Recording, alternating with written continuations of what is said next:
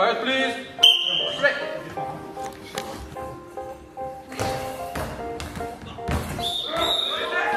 Le goalball, c'est un sport spécifique aux déficients visuels. Il n'y a pas d'équivalent on va dire, valide pour le goalball. C'est sur un terrain de 9 mètres sur 18 mètres, c'est du 3 contre 3. Après, il y a différentes règles spécifiques, des pénalités si on ne touche pas certaines zones. Donc, le terrain, on va le diviser en 3 parties. Donc une partie, une zone neutre et notre équipe adverse. Donc quand on tire, il faut qu'on tire dans sa partie. Ensuite, il faut que la balle touche la zone neutre et après, s'il y a but ou pas but. Si elle ne touche pas, par exemple, la première zone, c'est un high ball. Si elle ne touche pas la zone neutre, il n'y a pas donc à passer de la première zone à la troisième tout de suite, c'est un long ball. Et après, en fait, ils doivent défendre la cage tout seul. Le but, c'est de tirer forcément qu'avec les mains. Et après, il y a différentes techniques de tir, avec des petits lobes, avec des rebonds ou des balles qui rasent, des balles longues lignes, des balles en diagonale. On peut vraiment beaucoup changer, beaucoup de variations, des postes. Après, il y a des postes vraiment spécifiques, il y a le centre, et après il y a les ailiers.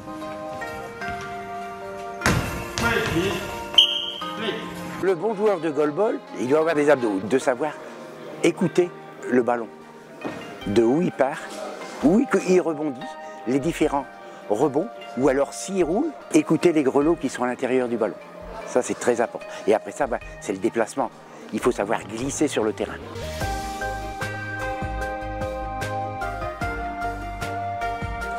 Donc le goalball, c'est une discipline paralympique depuis les Jeux de Séoul en 88.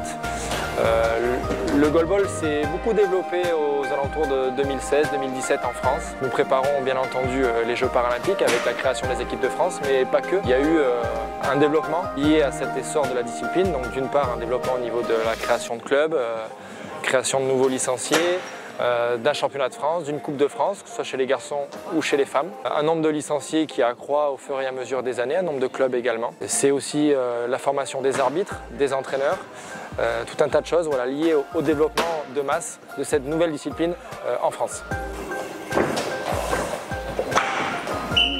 Le poteau Ambroise, c'est pas loin, c'est bien. En termes de matériel, c'est un ballon du coup de 1 kg 250. Il faut des ficelles au sol scotchées pour pouvoir prendre les repérages, un masque opaque pour que tout le monde soit au même pied d'égalité au niveau de la vision. Et puis des cages, voilà, ça permet aussi de prendre les repères pour les joueurs à l'arrière. Là sur la dernière balle, à je pense 40 cm, il y avait un énorme trou sur le point 3. Okay. Tu décales un tout petit peu plus en 3. Sur le coaching, alors il faut avoir les mots pour pouvoir rebooster ses joueurs.